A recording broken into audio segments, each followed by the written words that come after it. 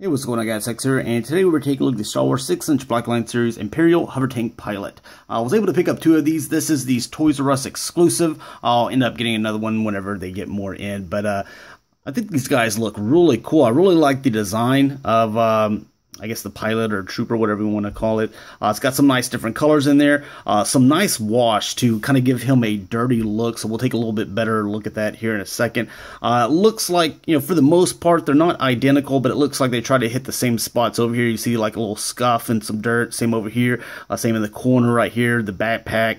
The legs are pretty much all the way around. They try to do a little bit of kind of like a dirty wash or scuff up here at the very front. Same on this guy, and then right over here, right over here. So for the most part, it looks like they tried to kind of make them identical, but because that wash or that kind of little scuff look is going to hit differently every single time, you're not going to have two identical figures. So just wanted to kind of point that out. So we'll just grab one and focus on him. As far as his weapon goes, pretty typical blaster. I forgot what this thing's called. Anyways, it's the one that you normally get with all the troopers. Is it the E11? I forget what it is. Anyways, onto the trooper. I think the design of him is really cool. I like his helmet. That's one of the things with all these troop guys, you know, is like the first thing I always look at is the helmet. Does it look cool? And for the most part on Star Wars figures, they always nail it, I think. I love all of them. But again, like you can see, with those scuffs and that wash, I wanted to bring that up so you can kind of see it's kind of dirty right there. Same over here. You can see some up here. Sorry guys, I'm still sick, but that, you know, on the front, this is kind of white, but whenever you get to the back here, it's a little bit dirty again. You can see that there's some dirt back here, so it's not a white like your stormtroopers. Over here, not so much. You don't see it really in the arms. I guess there is a little bit. It's not just white though. This is like kind of the best example. And you got the black up underneath the armor, and then here in the legs it's brown. So I think that looks all right, you know. Instead of it just being black, I think it kind of breaks up kind of nicely, especially with the dirty look, and then you can see it in the shins and the feet. Now, one thing that I wanted to also point out is I like how this little thing is done here. Trying to remember if they really were plagued with this, but I know that there's a lot of toy lines that I've collected, and whenever you have a switch in colors to where brown to white, usually the centerpiece that connects them, like you'll see, like if it was brown, you'd see a brown peg, and then in the middle here you'd see a brown peg as well. But it looks like they molded those in a way to where it's obviously brown, but the peg, that's not actually painted white. Those are white pegs in there. So I like that. That way you don't have, you know, a white peg up here and a white one there, or a brown there and a brown there. So that little middle piece, it's little details like that that I think that makes the figures look so much better, and I know I definitely appreciate.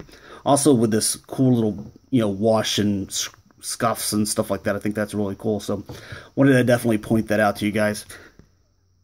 All right, so as far as articulation, it's pretty basic. We've gone over this a lot, but I'll do it again. The ball joint's up here in the head, so you can get a lot of little turns and stuff like that and twists. Then you have the neck joint where it can actually pop forward and back, so you got that joint.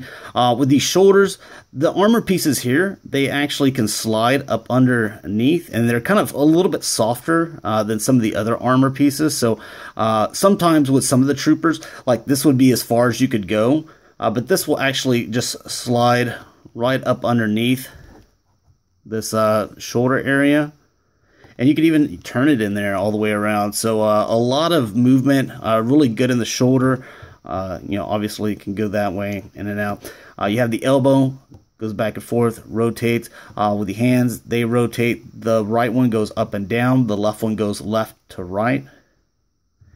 Then with the chest area, you can see that there's a lot of movement there. You can twist them all around if you wanted to. The legs, these are soft rubbery plastic, so you know whenever you pull the leg up, it will bend with it, so that's good. Out, that's about as far as they're going to go, but I can't really go back because of the butt. You do have the thigh cut there. You do have the double jointed knees.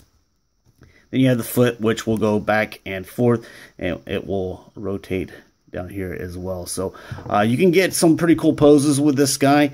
I think the armor, the deco, everything on him is really cool.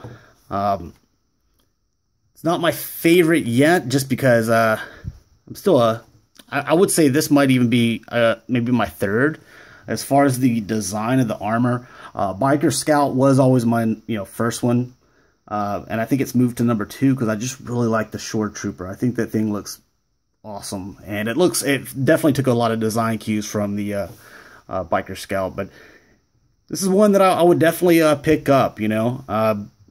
It's a Toys R Us exclusive, so it might be a little bit harder to find, but hopefully that they keep these things circulating in stock. So thanks a lot for watching, guys. Hopefully you enjoyed, and I'll talk to you later. Peace.